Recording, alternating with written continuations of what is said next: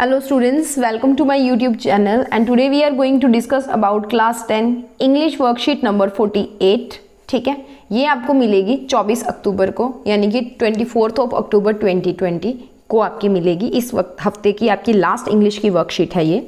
सो बेटा इसके अंदर आपको लिखा हुआ दिख रहा है कॉन्स्टिट्यूशन ऑफ इंडिया, साथ में दादा साहिब अम्बेडकर जो है या बाबा साहिब अम्बेडकर जिनको कहा जाता है उनकी फ़ोटो बनी हुई है। इसके अलावा आपको ट्राई कलर दिख रहा है, इंडिया का तिरंगा जिसको हम कहते हैं, और साथ में आपको अशोक स्तंभ दिख रहा है। यानी कि कुछ बात जो होने वाली है वो कॉन्स्टिट्यूशन संविधान के ऊपर होने वाली है। So read the permeable of the constitution of India, जो संविदा है वो हम पढ़ने वाले हैं यहाँ पे। ठीक है, you would have to come across the preamble in your text books. आपके टेक्स्ट बुक्स के पीछे दिया होता है कई बार ये परमिएबल, और कई बार आगे दिया होता है एनसीईआरटी की जो बुक्स आती हैं।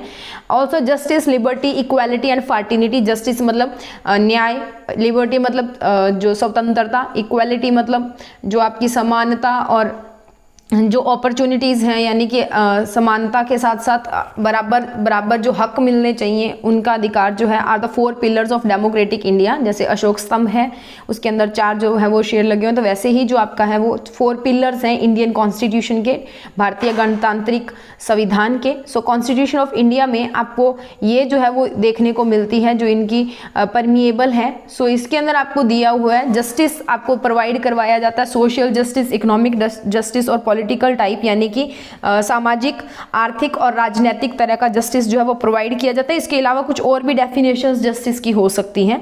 लिबर्टी आपको जो दी जाती है यानी कि स्वतंत्रता दी जाती है अपने विचारों को प्रकट करने की, अपने एक्सप्रेशंस को, अपने किसी भी धर्म को मानने की, ठीक है, फेथ दिखाने की, किसी भी धर्म के ऊपर, किसी भी धर्म को वर्शिप करने की आपकी स्वतंत्रता है। ठीक है, कैसे भी आप पूजा कर सकते हो। उसके अलावा इक्वालिटी है, स्टेटस ऑफ अपॉर्चुनिटी सबको बराबर दिया जाता है, प्रमोट किया जाता है सबको साथ साथ। ठीक है, सारी जो चांसेस है वो एक जैसे दिए जाते हैं। उसके बाद में फर्टिनिटी, वो जो है वो डिग्निटी जो है हर एक इंडिविजुअल की उसको बना के रखता है, यानी कि प्रतिष्ठा जो है वो बना के रखता है। इन आर नेशनल जो आर कॉन्स्टिट्यूशन असेंबली दिस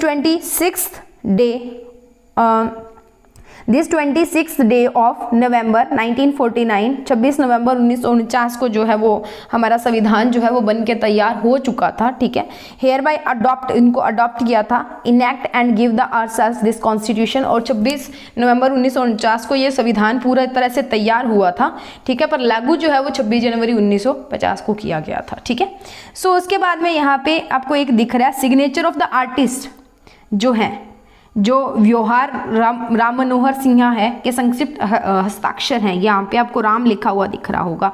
ठीक है, सो ये आपको हस्ताक्षर दिखेंगे इसके ऊपर। बट करना क्या है आपने, वो मैं आपको बताती हूँ। आपने ऊपर जो आपको 4 प्रिंसिपल्स दिए हैं, जस्टिस, लिबर्टी, इक्वालिटी और फर्टिनिटी, इनमें से कोई भी एक टॉपिक उठाना है, प्रिंसिपल उठाना है, और उसके ऊपर 100 to 120 वर्ड्स का एक पैराग्राफ लिखना है। ऐसे नहीं लिखना है, पैराग्राफ लिखना है, मतलब एक ही पैरा के अंदर आप उसको कंप्लीट करोगे। कई बच्चों को ये कंफ्यूजन होती है। ऐसे में ऐसे is a combination of different paragraphs, 2 या 1 से ज़्यादा पैराग्राफ जब मिल जाते हैं दैट इज नोन एज ऐसे। पैराग्राफ का मतलब होता है आप एक पैरा के अंदर उसको खत्म करोगे, पैरा नहीं बदलोगे उसके अंदर आप। ठीक है, सो उसके ऊपर आप लिखोगे कि एज ए स्टूडेंट आपको उस प्रिंसिपल जो है वो कैसे आपको समझ आता है। ठीक है, कैसे आपने उसको सिलेक्ट किया है या क्या आप उसका मतलब निकालते हो। सो वो हम पढ़ेंगे यहाँ पे। ठीक है, सो देख लेते हैं आप उस पैराग्राफ को। मैंने जो लिखा है कि मेरी सोच जहाँ तक जाती है, एज ए स्टूडेंट मैं भी हूँ अभी तक। सो तो चलते हैं उसको देख। बेटा जो सबसे ईजी पैराग्राफ बनेगा ना वो बनेगा आपका इक्वालिटी के ऊपर, यानी कि समानता के ऊपर। ठीक है, सो इक्वालिटी से मेरा मतलब एज ए स्टूडेंट या एज मेरा क्या मतलब है, इक्वालिटी मतलब नॉन डिस्क्रिमिनेशन, भेदभाव नहीं करना, समानता is the state where every individual gets equal opportunities और इक्वल राइट। सबको समान अवसर दिए जाते हैं, सबको समान अधिकार दिए जाते हैं, वो होती है हमारी equality. Every individual of the society yearns for equal status, opportunities and rights. सबके पास अधिकार होता है कि उनको भी बराबर मौके दिए जाएं, बराबर उनको अधिकार दिए जाएं, उनके, ठीक है, उनका बराबर का स्टेटस हो। By equality we generally mean that all man are equal and all should be entitled to the identity of treatment and income. सारे जो मैन हैं, सारे जो इंसान हैं वो बराबर हैं। सबको जो इंटाइटल किया जाता है आइडेंटिटी ऑफ ट्रीटमेंट और इनकम के बेस पे वो सेम किया जाना चाहिए, equal. Man are born and always continue free and equal in respect of their rights, यानी कि उनको जो अधिकार दिए गए हैं उसके हिसाब से जो मानव है वो जो है वो आज़ाद पैदा हुआ है और वो जब तक नहीं मरता उसे आज़ाद रहने का अधिकार है, आप गुलामी नहीं करवा सकते। We hold this truths to be self evident that all man are created equal. हम ये सेल्फ एविडेंट बोलते हैं कि खुद को अगर मैं रखना चाहूँ कहीं पे तो मैं अपने आप ये जो आज़ादी है उसको पसंद करती हूँ, ठीक है। मैं ये नहीं चाहती कि कोई भी मेरी आज़ादी को भंग करे या मेरे अधिकारों का हनन जो है वो करे, ठीक है। There are of different kinds of equality, अलग अलग तरह की इक्वालिटी होती है, जैसे कुछ हमें अपनी वर्कशीट्स में दी थी। उसके अलावा हम देखते हैं क्या क्या है। सोशल इक्वालिटी यानी कि सामाजिक समानता, सिविल इक्वालिटी, सिविल के अंदर जो इक्वालिटी आती है सिविलियंस की, ठीक है, नागरिकता के अंदर। पॉलिटिकल राजनीतिक इक्वालिटी, इकोनॉमिक आर्थिक equality, equality of opportunity and education, शिक्षा का अधिकार, शिक्षा में समानता, अवसर की समानता जो है वो एक्सेट्रा, काफ़ी तरह की हम लेके चल सकते हैं। इक्वालिटी दस इन्वॉल्व्स, तो एट लास्ट इक्वालिटी क्या क्या लेती है। पहली बात तो ये absence of legal discrimination against one individual, group, class और रेस। लीगल यानी कि जो न्यायिक रूप में किसी भी कोई भी अगर कोई ग्रुप है या कोई भी जाति है, कोई समुदाय है, कोई भी एक अकेला इंसान है, उसके खिलाफ कभी भी डिस्क्रिमिनेशन नहीं होना चाहिए कि उसके लिए कानून अलग है और बाकी सब लोगों के लिए कानून अलग है।